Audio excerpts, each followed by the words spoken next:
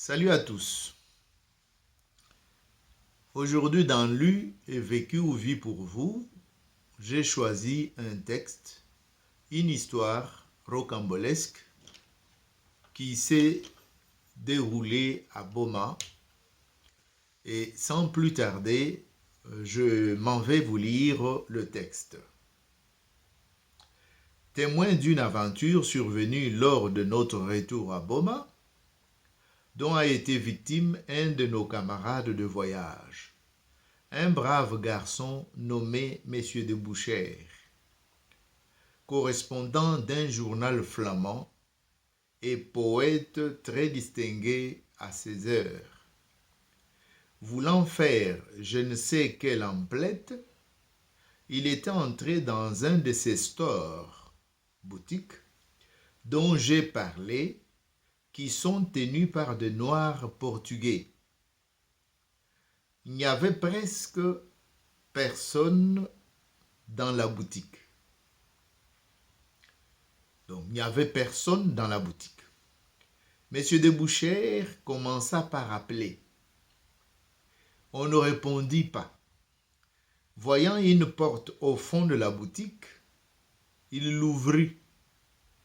Mais il se trouva que c'était celle de la chambre où le propriétaire était justement en train de faire sa sieste.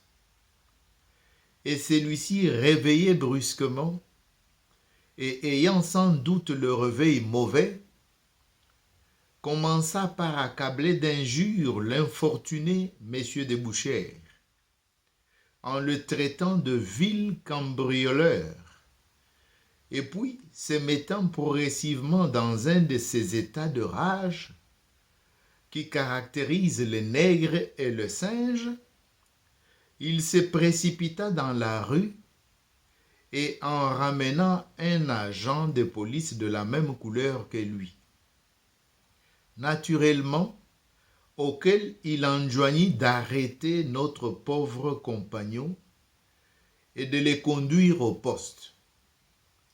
Et ainsi fut fait.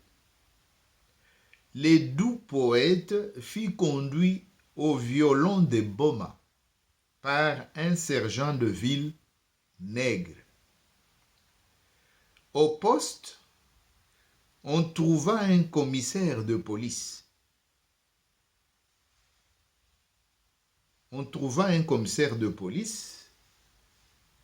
Monsieur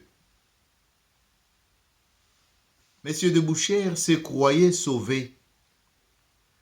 Mais le commissaire de police jugea la chose si grave qu'il voulut en référer au procureur. Justement, celui-ci avait fait le voyage de Stanleypool avec nous. Il connaissait donc très bien M. de Bouchères, mais il voulut procéder régulièrement. Il ne relâcha son homme qu'après une enquête, si bien que le malheureux crut un instant qu'il allait manquer le départ de l'Albertville. L'Albertville, c'est donc le bateau qui devrait quitter Congo, Boma donc, pour rentrer en Belgique. Quand on n'a pas la pratique des colonies, on trouve que des incidents de ce genre sont sans portée. On s'imagine que malgré tout, les deux races peuvent et doivent vivre côte à côte sous le régime de l'égalité. Point. Je vous épargne la suite, puisque la suite, il compare la situation de Libéria, Monrovia, et il s'imagine que si on met la loi de l'égalité entre le noir et le blanc, ça sera comme Monrovia où les noirs profitent de toutes les occasions pour pouvoir mettre les blancs dans deux pétrins. Bon, l'histoire que je viens vous lire, chacun de nous peut comprendre que ça peut arriver à tout le monde. Mais le problème est que quand on se croit d'une certaine supériorité et on est en terre étrangère, on croit que tout est permis. Non, quand on est en terre étrangère, même Saint Paul,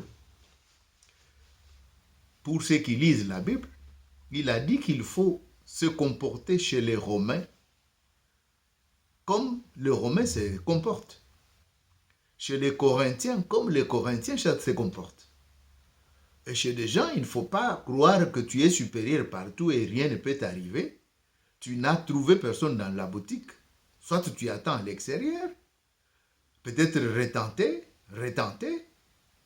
et non pas s'introduire jusqu'à aller même ouvrir la chambre de quelqu'un. Mais ce monsieur, poète bien distingué, c'est-à-dire dans son pays, mais il croit que partout c'est écrit sur son front qu'il est poète distingué et qu'il peut se permettre, quand la boutique n'est pas occupée, d'aller même dans des chambres et s'il le trouvait en pleine action.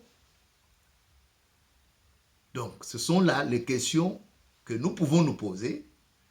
Et je crois que vous, tout comme moi, nous avons peut-être été remarqués par le qualificatif ou le comparatif de nègre et de singe, qu'ils s'énervent de la même manière ou ils se mettent en colère de la même manière. Donc c'est pour vous dire que quand on écrit des choses comme ça, et pour nous qui sommes venus maintenant vivre avec eux, comment peuvent-ils nous considérer autrement, puisque des gens qui écrivaient ces choses ici, par exemple, ce que je viens de vous lire, je vous ai déjà parlé de Baron de Grancey, Mandat de Grancey. Il s'agit de son livre où je viens de puiser cette histoire.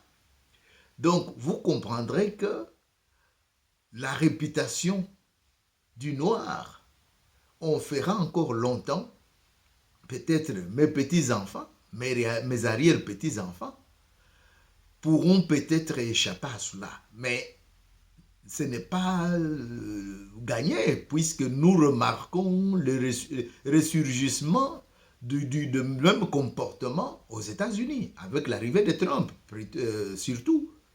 Tout a été pratiquement accentué. Donc, vous comprendrez que nous avons encore du pain sur la planche pour arriver à pouvoir peut-être faire le nettoyage de tous ces éléments qui se cachent par-ci, par-là dans les bibliothèques.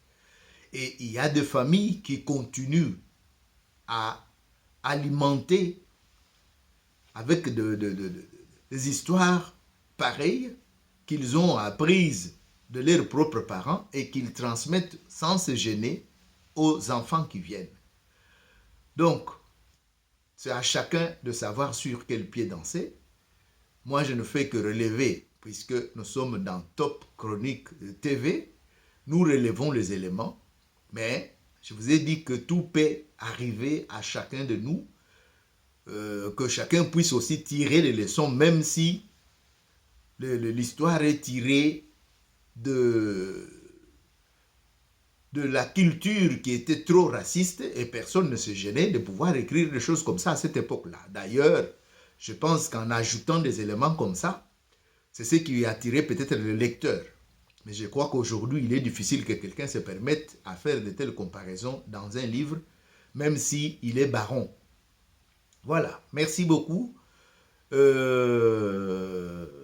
d'habitude, nous nous donnons rendez-vous pour d'autres vidéos. Prenez soin de vous. Les temps sont durs, comme on a dit, pour les Congolais, tout comme pour le monde entier, à cause du coronavirus.